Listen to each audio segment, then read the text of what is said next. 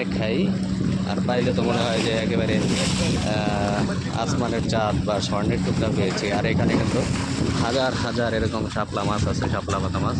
এই দেখেন কাকিলিয়া মাছের অবস্থা। বিকাল হলে এখানে লাইন ধরে একদম।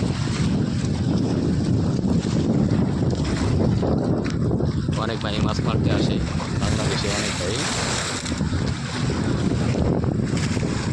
যার ইচ্ছা হয় এখান থেকে মাছ কিনে খাওয়া লাগবে না।